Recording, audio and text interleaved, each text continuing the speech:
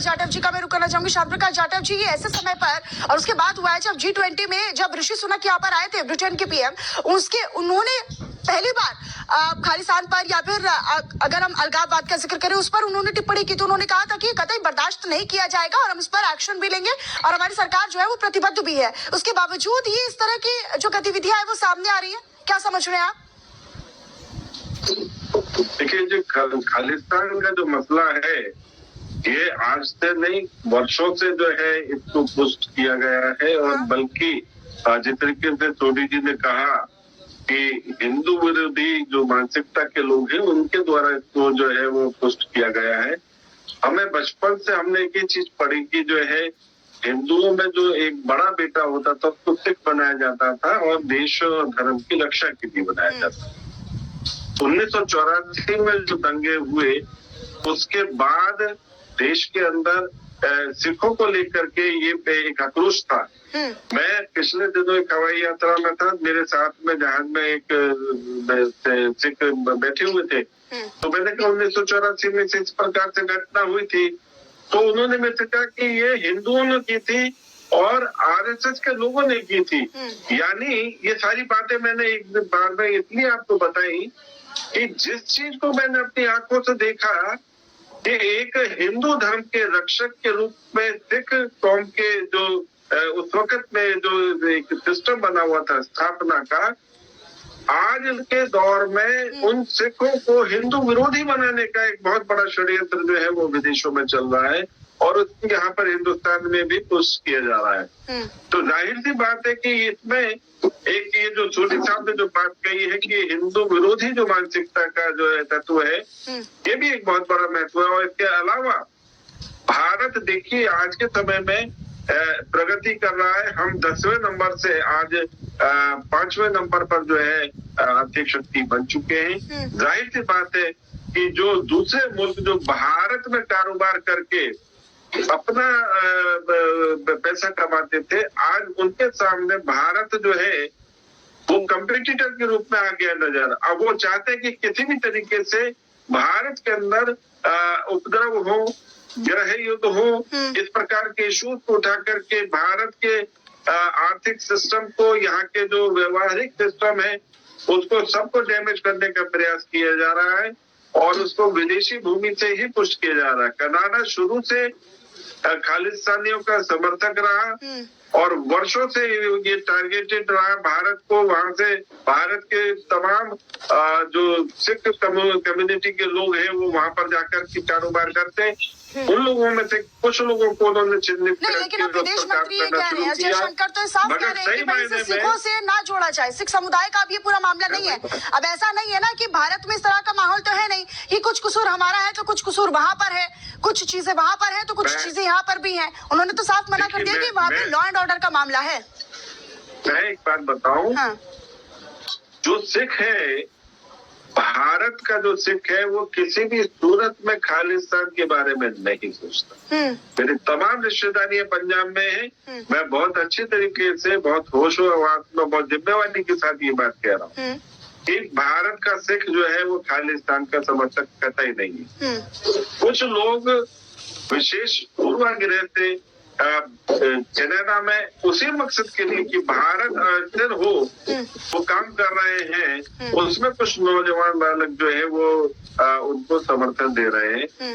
हिंदुस्तान का सिख खालिस्तान उसको रिप्रेजेंट कतई नहीं करता है। और ये जयशंकर जी ने जो बात कही हमारे क्या नाम है विदेश मंत्री जी ने, तो उसमें मैं बिल्कुल सहमत हूँ और उनके सहमत से पहले व्यक्तिगत रूप से मेरे संपर्क और संबंधों के आधार पर भी मैं ये बात कहता हूँ कि भारत का सिख जो है किस खालिस्तान मूवमेंट के साथ में कतई। ठीक है, हिमांशु जी का मैं रुक करना चाहूंगी, उसके बाद इलेक्शन जीतना हर राजनीतिक पार्टी के लिए प्राथमिकता है, मैं समझ सकता हूँ, लेकिन इलेक्शन कम्युनल हेट्रेड करके जीतना ये भारत के लिए बहुत ही विनाशक है और ये इसका हम एक बहुत बड़ा सबूत 1970-80 के दशक में पंजाब में देख चुके हैं। तो सबसे पहले सारी राजनीतिक पार्टियों को ये फैसला करना होगा कि वो धर्म के ऊपर, कम्युनल हेट्रेड के ऊपर इलेक्शन नहीं लड़ेंगे, वो विकास के ऊपर लड़ेंगे, वो देश के अच्छे के लिए इलेक्शन लड़ेंगे, तभी हमारा देश और मजबूत ठीक होगा। है। और इसी बात को मैं स्विच करती हूँ श्याम प्रकाश जाटव जी पे। श्याम प्रकाश जाटव जी,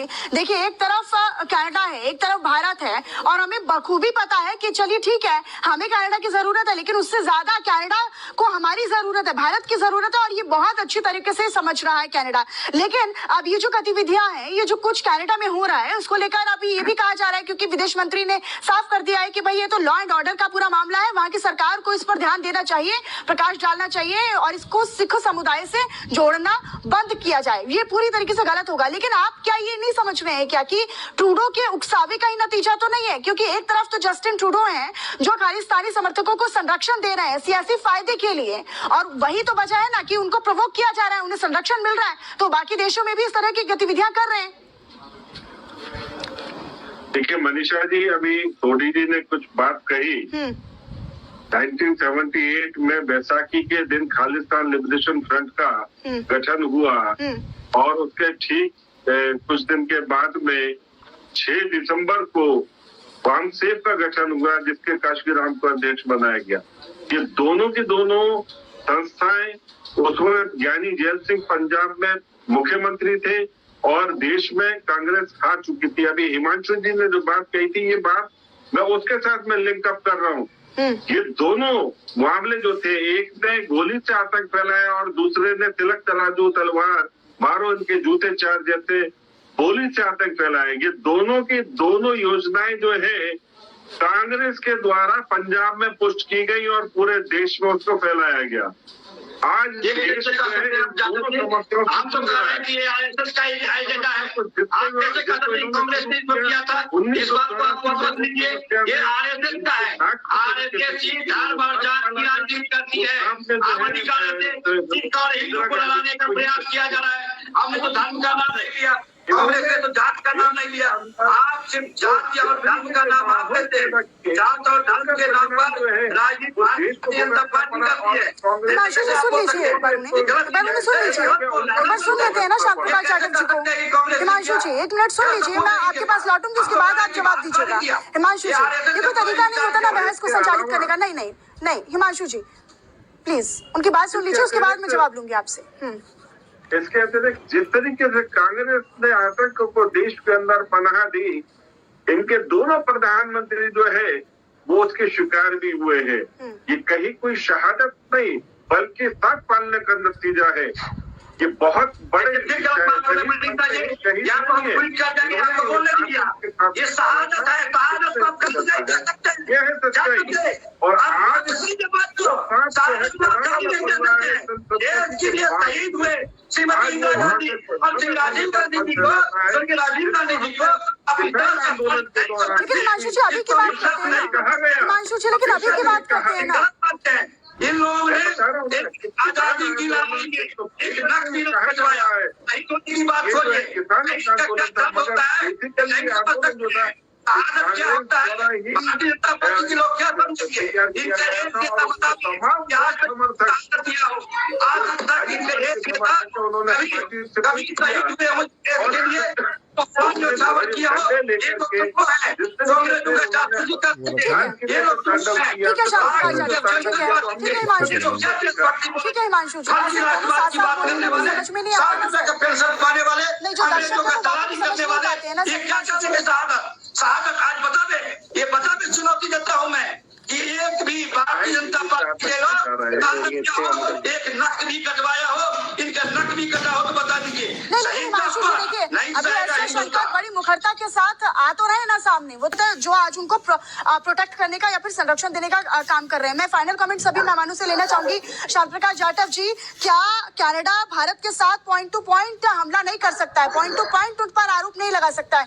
और यही वजह है कि आरोप लगाया जस्टिन ट्रूडो ने, उसके बाद यू टर्न ले लिया, उसके बाद ये समझ में आ गया कि भाई ऐसे काम नहीं चलेगा। और अगर इतने अपने से बहुत ज्यादा आगे भारत, चूंकि कनाडा से बहुत ज्यादा आगे हर क्षेत्र में, हर फील्ड में, और ऐसे में दुश्मनी पॉइंट टू पॉइंट पालना ये कहीं ना कहीं कनाडा को आने वाले समय में भारी पड़ सकता है।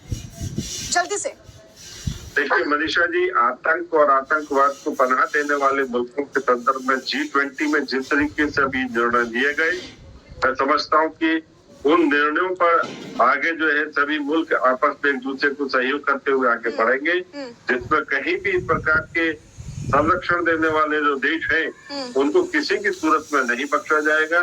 भारत जिस तरीके से अपनी सेल्फी पूरी दुनिया में बना रहा है, कनाडा जैसी ये जो छुटमुट जो घटनाएं हैं वो बहुत ज्यादा दिन तक नहीं रहने वाली।